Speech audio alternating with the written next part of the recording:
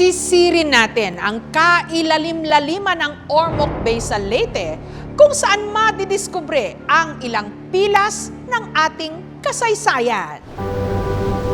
Tuwing maaliwalas ang panahon, ang ating mga karagatan, larawan ng kapayapaan. Ngunit sa kailalim-ilaliman, minumulto pa rin ito ng mga bangungot ng digmaan.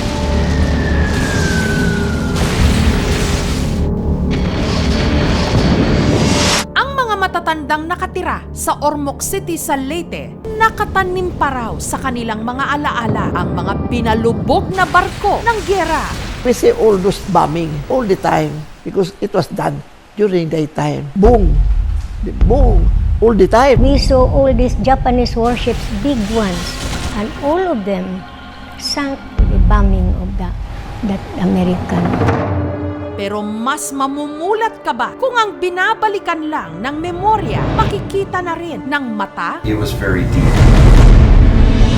Sa isang underwater expedition taong 2017 na pinangunahan ni Robert Kraft, isang American deep sea explorer, naglayag ang research vessel na RV Petrel sa pusod ng Ormoc Bay. Katuwang nila ang lokal na pamahalaan ng Ormoc, ang aktor at ngayoy Leyte 4th District Representative na si Richard Gomez. I'll show you right around here.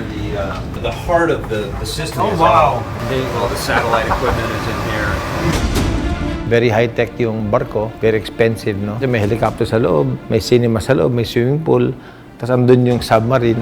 Ang misyon nila, makita ang isa sa pinakamalaking barkong pandigma ng Amerika na lumubog sa Leyte, ang USS Cooper. Kapag pagdating ng 200 feet, halos wala ka nang makita. May konting fear kasi at that depth, kung anong mangyari siya doon, goodbye ka na talaga. Hindi ko na-realize na ganun pala kalalim talaga yung Ormoc Bay until I got there. Yeah, so maybe... Is that a hatch right there? Oh, that That's one. where a man would go in. Ganda.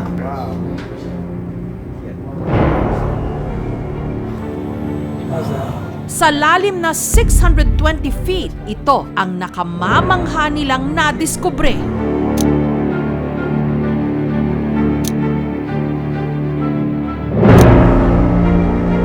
This is the wreck of the USS Cooper. Wow. Yeah, she's broken in half, and she's sitting upright on the seafloor.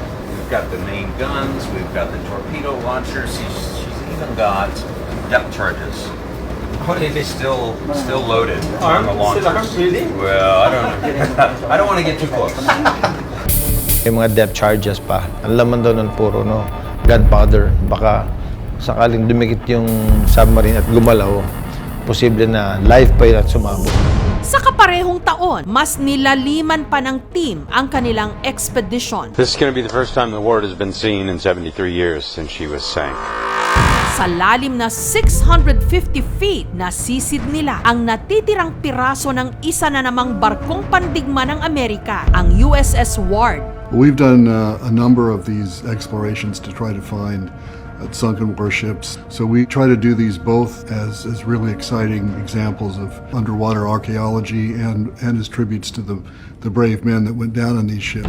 Taong 1944 nung naganap ang Battle of Ormoc Bay, serye ng land and air battles sa pagitan ng mga Amerikano at ng mga Hapon.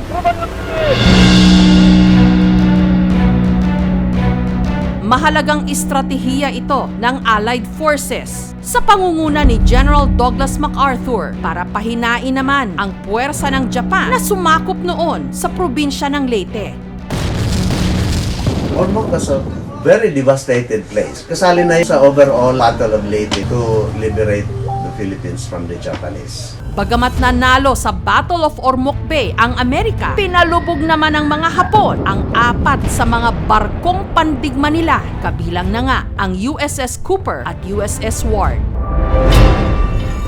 Ang mga barkong pandigma na ginamit naman ng mga kalaban ng mga Amerikano noon, ang mga Hapon.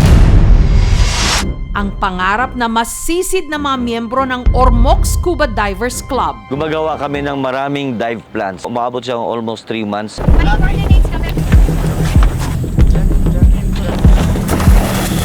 hanggang sinisid na nila ang pusod ng Ormoc Bay. Matatagpuan pa kaya nila ang kanilang pakay? Sa lalim na 24 meters lang, ito ang bumungad sa kanila. I feel creepy kasi baka may makita kaming mga bones. Goosebumps. Ano ang nagpatindig ng kanilang mga balahibo? Patuloy ang pagsisid natin sa nakaraan at alamin kung meron bang plano rito ang lokal na pamahalaan ng Ormoc. Sa aming pagbabalik. Para mabigyang kasagutan kung meron bang makikitang mga barkong pandigma ng Japan sa Ormoc Bay, sumisid ang grupo ni Jerome. Pagbaba namin, ang dilim-dilim, walang makikita. At matapos ang higit kalahating oras na pagsisid sa lalim na 24 meters o halos 80 feet, ito ang kanilang natuklasan, tila bahagi ng barko na sa katagalan kinain na ng mga lumot. Marami siyang butas-butas. Siguro sa tama na yan sa mga bala at saka sa mga kanyon. I feel creepy kasi baka may makita kaming mga bones or something. Pero yung nakita namin, yung ship na lang. Dito, nakita nila ang bahagi ng anti-aircraft gun na nakadikit sa katawan ng isang warship. In my own research, AAA gun are ginagamit sa German technology. And we all know that German and Japan that time is allies during the World War II. Ang nasisid nilang barko na nasa mahigit 7 dekada nang nakalubog sa tubig, pinaniniwalaang ang Japanese landing ship number 159 na ginamit noon ng Japanese Imperial Army para targetin ang mga kalaban nila sa ere. It's fulfilling na nakakating ka sa shipwreck na part ng Battle of Ormoc Bay. It's a bucket list unlock. Para po maisagawa ang isang underwater expedition, kailangan pong mag-ask ng pahintulot sa lokal na pamahalaan, sa PPA, which is the Philippine Ports Authority. Dapat isa kang expert na diver po. Ang nakuha ng video ni Jerome, ipinanood din namin kay Congressman Gomez. Ito yung wreck na medyo mababaw eh. Ganda, I'm amazed.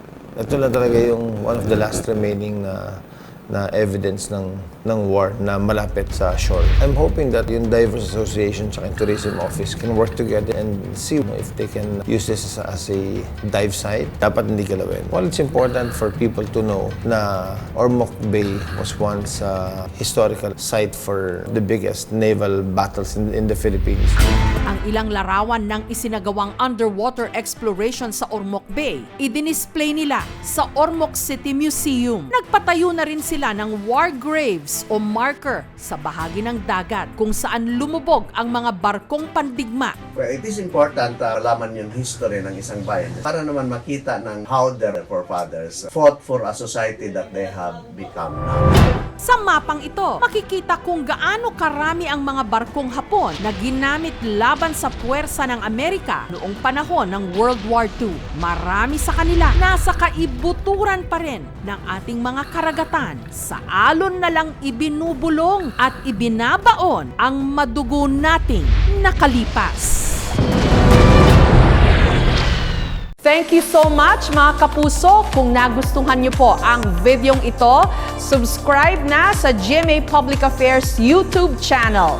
Don't forget to hit the bell button for our latest updates.